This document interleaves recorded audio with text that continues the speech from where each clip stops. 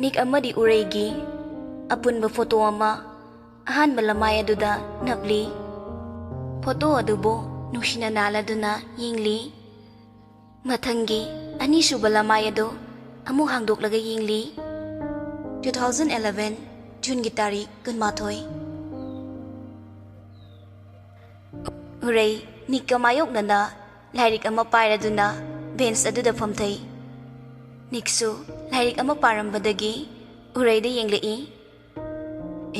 tamna phamba yadro urei tasinade lairik tu pangfak da phak laga lei nikna kedore amu pairiduna handa muksu urei karimta khumlakte niksu haifenon khaladuna urei na pariba lairik tu magolomda chingsilli ureina kaino piro kaidorogi haiwane kaisu tawde bera paida mina haibadi tadene ima kai haigrage ngasaina aina yumphauda tinbi haiba natro adugo thawai tege library sida lairik paraga laithokpa natro haima aide kawredana ado kai lehaugiba ima masanga maude haidudi hidaksu laikidoine lamna saida oiradi ithanda chachakige adu sunate farese la oba ai kawwene ba asumna niksu ureibu yum phauba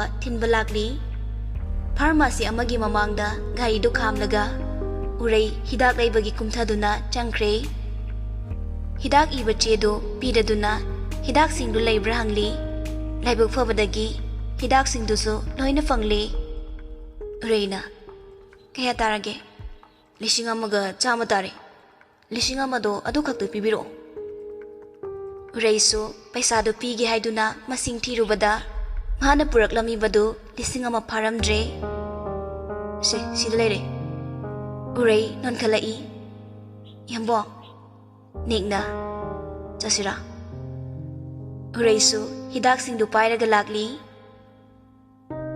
ngayaki matung niksu ureibu mayum phauba thilamladuna masu mayum dahlakli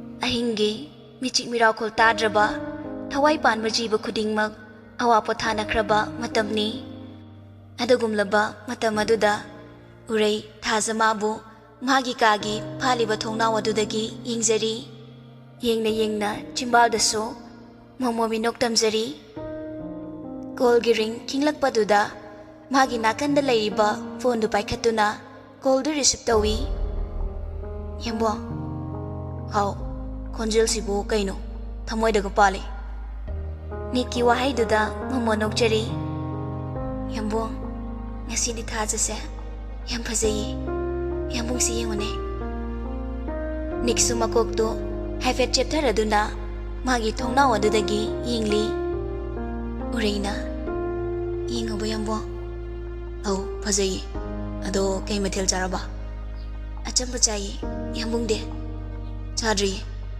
kege ngak leraga chage tawne yambo chaw ko soidabi namidang chara hen badi helaning deba hoiba chadoini yamung chaba loiraga oina toro thamo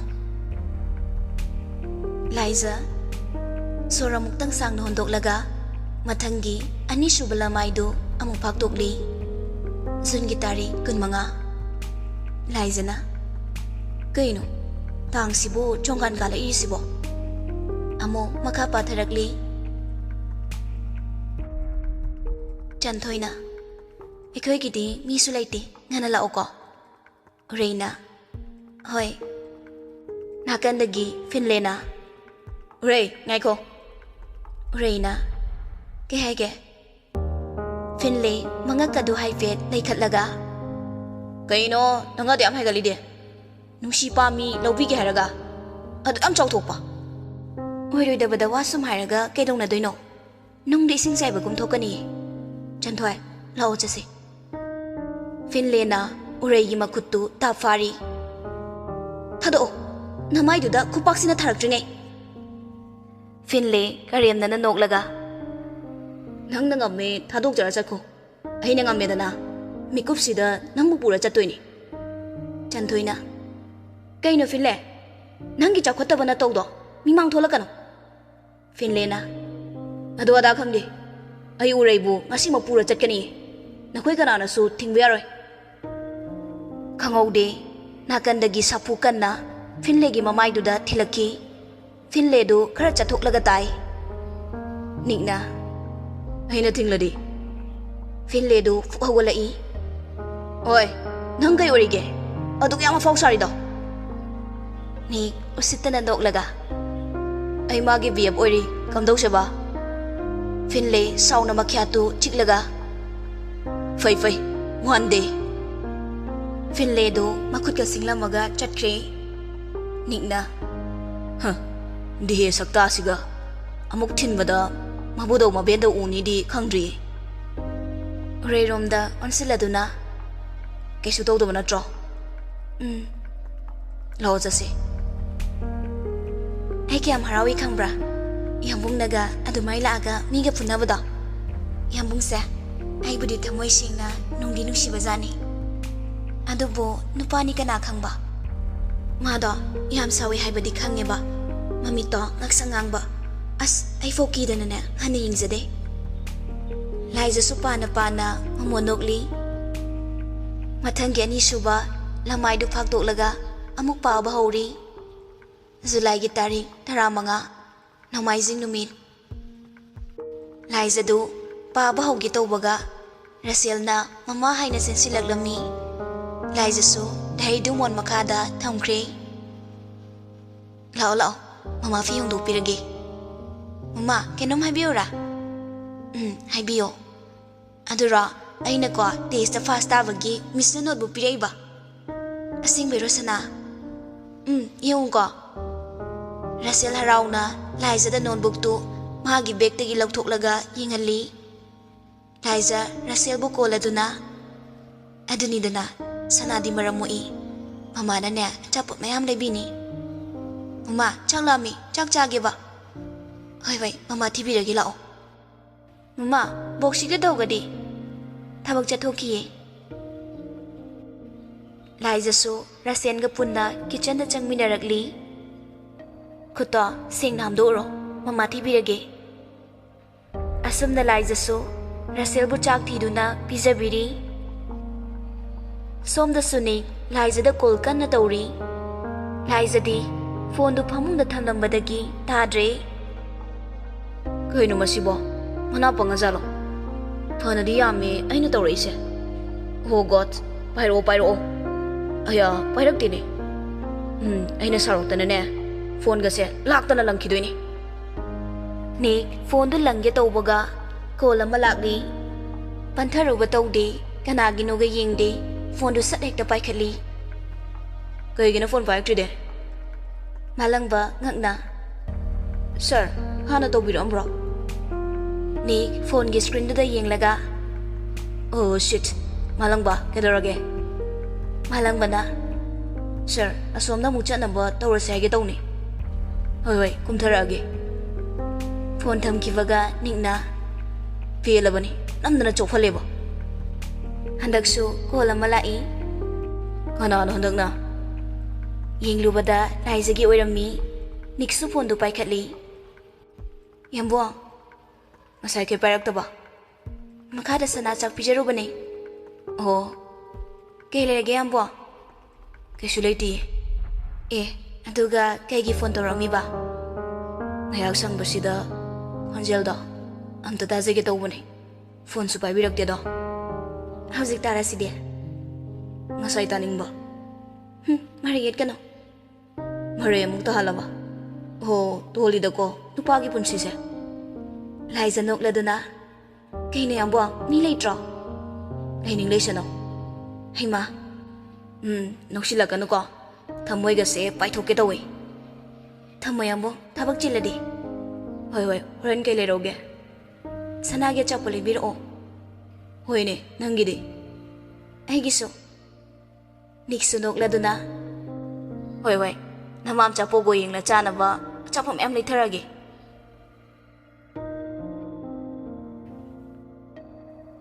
Namidang wairamgi matamni Laiza fi asengba setuna dup thongmei thari. Loiraba tungda amuk chak thongba hori. Leimasu Laizagi manakta changlaktuna. Bema, Laizana, kehagi masya.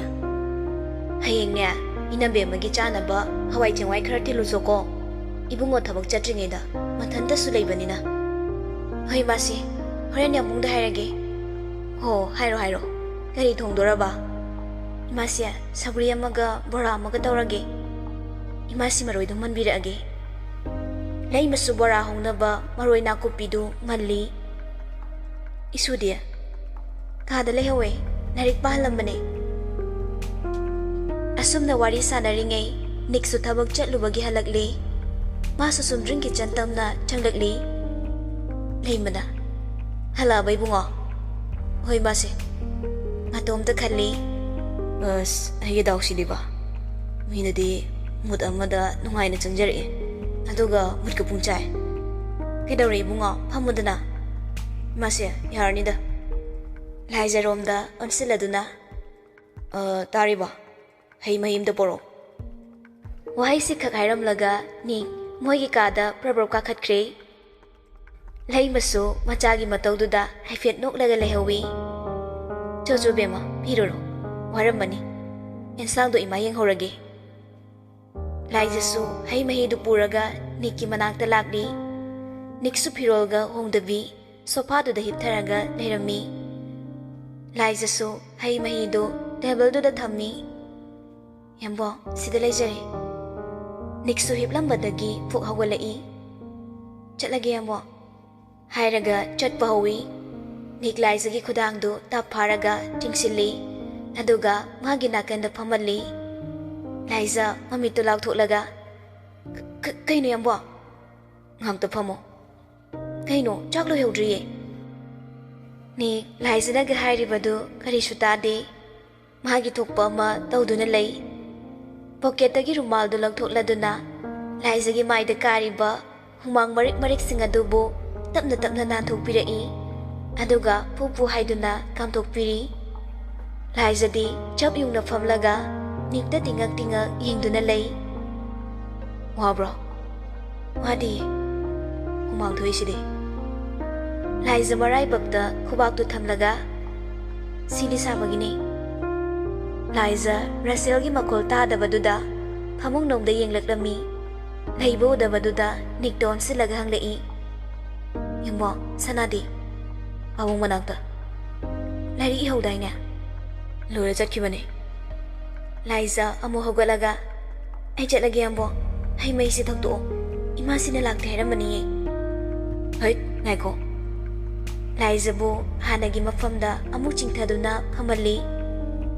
Kaino miyambo? Hai maisa ilamoba. Laiza marai bakta makhutna pop tharaduna. Pilabani oiba. Phavar injaro natradi aidi tha oidongni. Laimasu Laizabu kauраklami. Imasina kauri. Chale. Thakera tha oigera. Yambunggi kusi ta horo. Asi hairaga hatu chatkre. Niksu nok laga lehori.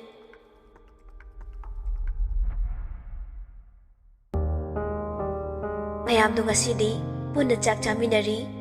Chak tu chana leimana Rasel da hairaglami. Sana nangbu chanchan macha mapamdro. Ni chak charambadu khanga hai. Razena. Haima haraba. Isingdo thaksilo. Raselna chanchan macha pame. Leimana. Hayo papada hayo. Laiza ikai bana chakadu chaba ngamdre. Rasel mapado ansiladuna. Papa, akoy chanchan macha lauruse.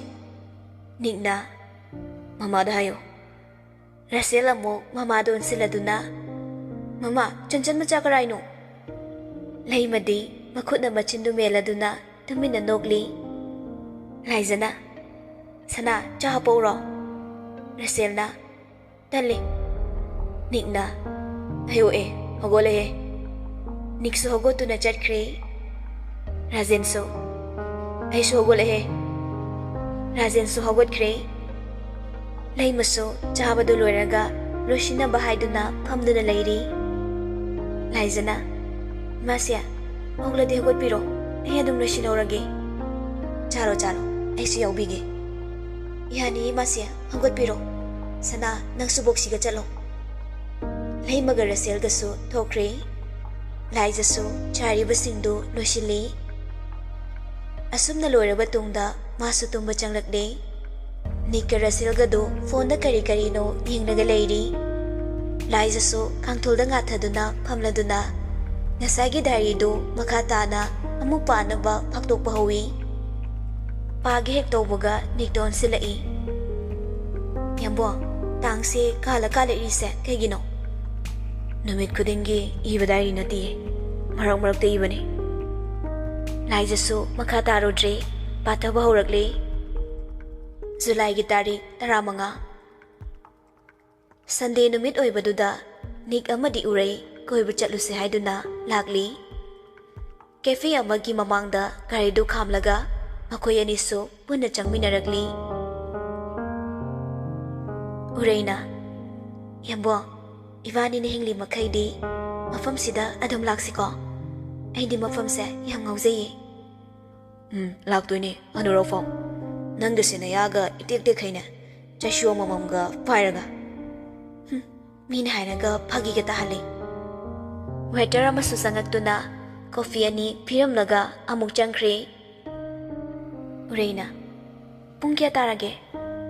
Ngali. Ado kaya tarage ba? Ahum tare. Si thakpa se loiraga halase. Pakta su kuina phamlurabanina yare ba ko? Hansi. Exam su hongdoi kuidre. Yambungdi loiheramani ne. Heiri, takpiura. Takpino. Yadramina pare. Aina khangdaba madi laye. Ado horen hangake ko. Hoine. Ado nangi pung baroda hangakpida. Adudi tawrakano. Ay mika kakup chinglagane. Takudo talleba. Imungi thawai khang loisinbada adum taki khangbra. Hoi, mitse shalote napaga ngairamage. Yambung sima. Halasi haidayne. Lao. Niksu uraibu mayum phawba thinbirakli. Uraisu thongaladi khamande khara laptapna khamalli. Lairok siya mong chandoy ba? Adum thinba yarabasida. Nangaiti tawbani. Yamung hallo. Nang han changone. Nungtigidi aina dum hana changi natro. Ngasidi yamung hana chatloba. Ay yingdoyni. Niksu hoy hairaduna ma hana chatkre. Nik chatkibaduda urai moigi lairak aduda changlakli. Karomdagino khangawdi. Uraisu onthokduna yenglakpada Finlega magi mamanaba kharaga leirami. Finlena. Koiba chaloiro. Urai karisu khumlude. Haifetta magyenglamlaga magi chatfam thokpa adum chatpa hawi. Finlesu asu magi maningde inarakli. Ngaikodana. Tamda ingna warisase. Urai tasinadabi adum chatli. Handang mukti Finle. Urai gi khudangdo ta pairaga chinglami. Urai khangpre khangi. Thado. Nangna mi aswam sitrisibu kaygino. Urai makutu nanthoknaba kanna hotnari. Oi, nangaina fazana hiring sida yagi haibra. Natraga kudak sida aina faraga chalo haibra. Thado. Kai tanaba laudringi. Nangna kawridaba mana. Hozikanse warakpinaba miyam leirabani. Finle usitana noklaga. Nangi dungba wahaiduda kigadaba Finle manbro. Uraisu oiraroi khangladuna akoibadu yinglei. Laptakna nupa mari manga leibadu uraklami. Nupasingdu tanaba haiduna laurakli. Kana lege? Ahibom takanbiyo. Uraisu leizabi thaduna lauri. Nupasingdusu taraduna makoigi manaktamna phingna sensilakli. Adwaida taramba utukmatu pairaduna. Finlesu adubu mamatawduda pakhaladuna pharambu uregi makhut phathadokli. Mamanabasing adugi manakta sensinkre. Finlena jase makoisu nungshitki mang tharaduna garidu thoraga jatkre. Ureina usittaba saradana. Asi hairaga mayumlomda prap chatkre. Diary adu fat kumzilai. Laizana. Kaino yambo paba loidri. Tumo hayung mukha paro pung sa thengi ba. Laiza so mama kha taru dre. Nik na yadrabaduda masu tumthare. Ngayaki matung diary adu paningbagi mayay na nik tumthakibaga tumina muk lauraga paba hawi.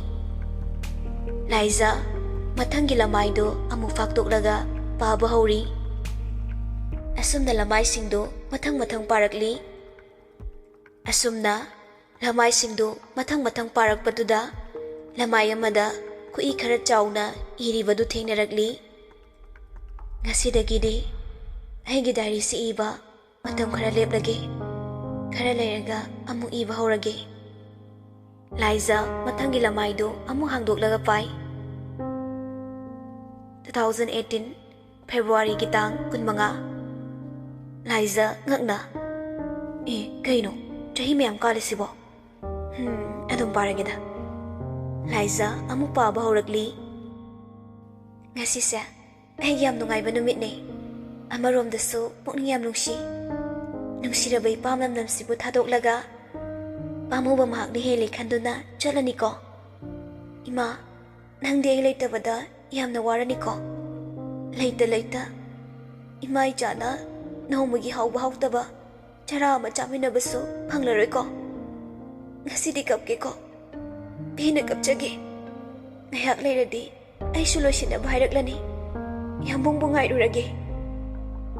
Mathangi lamaydo amuk hangdoklaga paba hauri. March kitang ani. Mawhaybado oirabanina diary basu pakna sangdre. Inimikugi seba tawbasina henabu nungayreda. Yambung sunungtigi adum office salya. Ay tomta layba nungaytabanina imasigi manakta dum layri. Yamnokningwa masu layri. Yambung sa ay bangang machadong nungtigi thabalak pukudingi achaput ka layri. Nungsibana ay ko yambung sa ay di pangnong tanokningida. Laiza so pana wakalam manunoglammi. Amuk so gyan taragtuna magi yambung nataki ni haybagi matagong machindu mensili. Laiza mathangi lamaydo amuk faktukli. Aroy ba lamay so oido na layrami. Lamay adumadi pikthanna yambung hayba waysi ngakta tharami. Laiza so diary do nakalamada thamkre wakhalda mukhalai. Kaino sidi ichedo kamay lekhidino haybasu yaude. Diary amamuk layri zalo. Laiza nikta haifet yengladuna nikna diary lawthorakpa table adugi manakta tapna lagli. Laiza phone gi flash tu thaladuna kana thiri. As karamboy zano. Amamam tu oina larik singdugi manakta manaba diary yaubra haina yengli. Laymalaktrabaduda oiraroi hayeng nikta oina hanglagi khanduna onthorakli. Laiza khangpre khangna. Oima.